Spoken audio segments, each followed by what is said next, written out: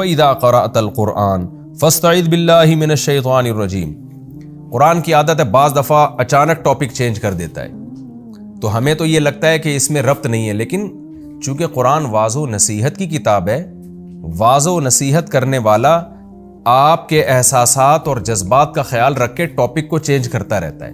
اس کی مثال ایسے ہے جیسے ایک باپ اپنے بیٹے کو سمجھا رہا ہو اور درمیان میں وہ ضرورت محسوس کرے کہ میرا ٹاپک تو یہ چل رہا ہے لیکن ضرورت اس بات کی ابھی اس کو اس پہ تنبیہ کی جائے، تو فوراً ٹاپک چینج کر کے اس پہ تنبیہ کر دیتا ہے۔ تو اب چونکہ قرآن کے مضامین بھی بڑے اٹریکٹیو ہیں اور انسان کو اپنی طرف مائل کرتے ہیں، لیکن شیطان بیچ میں رکاوٹ ڈالتا ہے۔ شیطان اس قرآن کو آپ کے دل میں نہیں داخل ہونے دیتا، اور شیطان وسوسے لے کر آتا ہے کہ ایسا تو نہیں کہ اللہ کے یہ سیاسی نعرے ہوں کہ تم توبہ پر قائم رہو تو تمہیں پاکیزہ زندگی ملے گی اور تمہیں آخرت میں بہت بڑا اجر ملے گا، ایسا تو نہیں یہ سیاسی باتیں ہوں۔ ابھی مزے کی جو زندگی، عیاشی والی زندگی جو گناہگار لوگ گزار رہے ہیں، پتہ چلا ہم اس سے بھی محروم ہو گئے اور دنیا بھی مصیبت اور آخرت نہ نکلی تو کیا ہوگا ہمارا؟ تو یہ وسوسے شیطان کے آتے ہیں۔ اس لیے قرآن کہتا ہے فَإِذَا قَرَأْتَ الْقُرْآنَ، اے مخاطب جب تو قرآن کی قرات کیا کر، فَاسْتَعِذْ بِاللَّهِ، تو اللہ کے ذریعے پناہ مانگا کر، مِنَ الشَّيْطَانِ الرَّجِيمِ، شیطان مردود سے۔ یہ پناہ دل سے مانگنا واجب ہے، زبان سے مانگنا مستحب ہے۔ یعنی دل سے مانگنے کا مطلب کیا کہ جب آپ تلاوت کریں یا کوئی بھی اچھا عمل کریں تو ایک اللہ پر اعتماد اور توکل ہونا چاہیے۔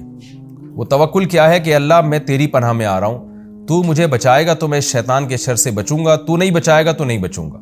تو استعاذہ دل سے، فاستعیذ باللہ، اللہ کی پناہ میں آؤ، یعنی اللہ سے پناہ طلب کرو۔ تو یہ دل سے پناہ ہر اچھے کام میں، صرف قرآن میں نہیں، ہر اچھے کام میں اللہ تعالیٰ کی پناہ میں آنے کی کوشش کرنا اور شیطان کے شر سے بچنے کی کوشش کرنا، یہ دل سے تو واجب ہے اور زبان سے اس کا اظہار کرنا یہ مستحب ہے۔ تبھی تقریباً امت کا اجماع ہے کہ قرآن مجید کی تلاوت سے پہلے جب آپ تلاوت شروع کریں تو اعوذ باللہ من الشیطان الرجیم پڑھنا یہ مستحب عمل ہے، بہتر عمل ہے، سنت عمل ہے، تاکہ زبان سے بھی ہم اللہ کی پناہ میں آ جائیں دعا مانگ کے۔ ورنہ اس کا مطلب، اصل جو آیت ہے وہ اس کا مطلب ہے کہ اللہ کی پناہ میں آپ آؤ، اور اللہ کی پناہ میں کیسے آئیں گے؟ اللہ پہ اعتماد کر کے، اللہ پہ توکل کر کے، اور اس کا ایک ذریعہ اللہ سے دعا مانگنا بھی ہے۔ تو دعا مانگ کے بھی ہم اللہ کی پناہ میں آ سکتے ہیں، اور دعا کیسے؟ اعوذ باللہ من الشیطان الرجیم۔ تو قرآن کی تلاوت سے پہلے بسم اللہ پڑھنا بھی سنت ہے اور اعوذ باللہ پڑھنا بھی سنت ہے۔ اور اس میں شرعی مسئلہ یہ ہے کہ جب آپ بالکل قرآن مجید کی تلاوت کی ابتدا کر رہے ہیں، یعنی آپ کہیں کام سے فارغ ہو کر بیٹھے، اب قرآن پڑھ رہے ہیں، تو اعوذ باللہ بھی پڑھیں، بسم اللہ بھی پڑھیں۔ لیکن اگر آپ قرآن کی تلاوت شروع کر چکے ہیں تو پھر بیچ میں جب کوئی نئی صورت آتی ہے نا تو پھر صرف بسم اللہ پڑھیں گے، اعوذ باللہ نہیں پڑھی جائے گی۔ اسی وجہ سے مسئلہ بیان کیا جاتا ہے کہ جب آپ نماز شروع کرتے ہیں نا تو تکبیر تحریمہ کہہ کے آپ ثنا پڑھتے ہیں، ثنا کے بعد پھر کیونکہ اب بالکل تلاوت کی ابتدا ہو رہی ہے تو یہاں اعوذ باللہ من الشیطان الرجیم، بسم اللہ الرحمن الرحیم، پھر سورہ فاتحہ شروع کریں۔ آپ اگلی رکعت میں صرف بسم اللہ پڑھ کے سورہ فاتحہ شروع کریں، وجہ اس کی ہے کہ پہلی رکعت میں قرآن کی ابتدا آپ کر چکے ہیں۔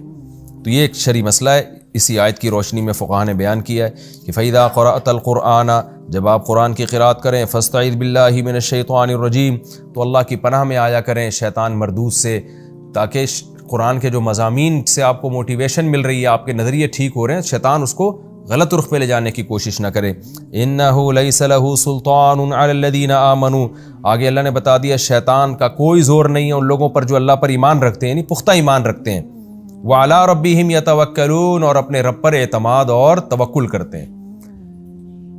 یعنی کام میں جب لگ جائے نا آپ، جو اللہ اس کے رسول نے آرڈر دیا ہے، آپ اللہ پہ اعتماد کر کے اس میں لگ جائیں تو پھر شیطان آپ کا کچھ نہیں بگاڑ سکتا۔ جو شیطان کو لفٹ کراتے ہیں، شیطان کی طرف توجہ دیتے ہیں، ان کو شیطان بہکاتا ہے۔ اس لیے علماء نے لکھا ہے کہ وسوسے کا بہترین علاج یہ ہے کہ وسوسے کی فکر ہی نہ کی جائے، وسوسوں کی طرف توجہ ہی نہ دی جائے۔ بعض دفعہ شیطان آ کے وسوسے ڈالتا ہے کہ پتہ نہیں یہ کتاب اللہ کی کتاب ہے یا نہیں، جنت ہے یا نہیں، جہنم ہے یا نہیں، اس طرح کے نا اسلام کے بارے میں، اللہ کے بارے میں الٹی الٹی باتیں دماغ میں ڈال رہا ہوتا ہے۔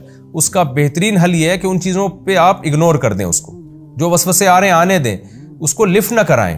آپ بولیں بھائی مجھے اللہ اور اس کے رسول نے جو حکم دیا میں اس حکم کو فالو کروں گا، بس آپ اس حکم کو فالو کریں، یہ وسوسے خود ہی ختم ہو جائیں گے۔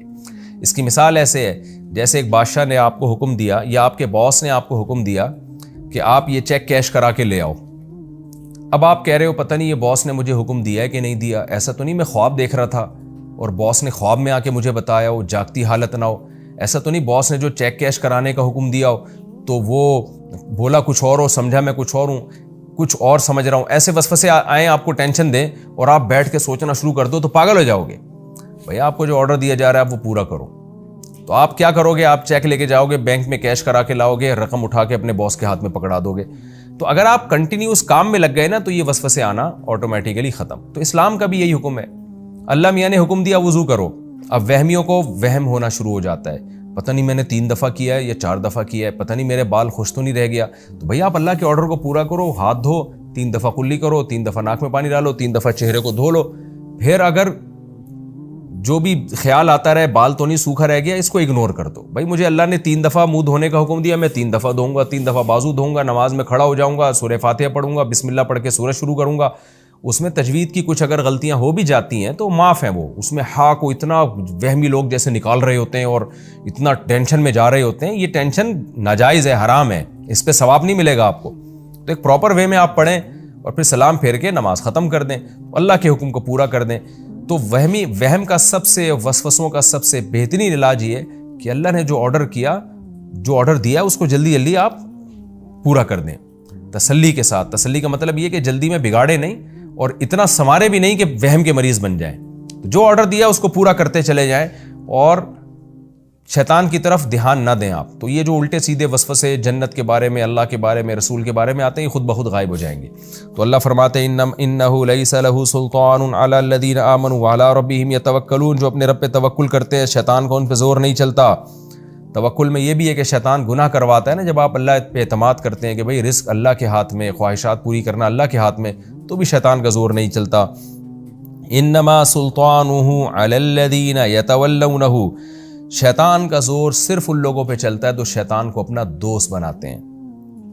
دوست کا کیا مطلب ہے؟ شیطان کی باتوں پہ دھیان دیتے ہیں، غور، چاہے وہ وسوسے کے درجے میں شیطان دل میں بات ڈالے یا واقعی کوئی برائی مزین کر دے، تو اس کی باتوں کو غور سے سنتے ہیں، توجہ دیتے ہیں، تو پھر شیطان کا ان پہ بس چلتا ہے۔ تو آپ شیطان کی باتوں پہ غور ہی نہ کریں، اللہ رسول نے جیسے جیسے کہہ دیا کرتے چلے جائیں۔ اللہ اس کے رسول نے حکم دیا اس برائی سے بچو، اب دیکھو نشے سے بچنے کا حکم دیا نا، لیکن شیطان نشے والے کے دل میں کیا وسوسہ ڈالتا ہے؟ بھائی ایک دفعہ پی لینے میں کیا جا رہا ہے، ایک دفعہ ریلیکس ہونے میں کیا جا رہا ہے، بعد میں توبہ کر لینا، اس طرح کی چیزیں۔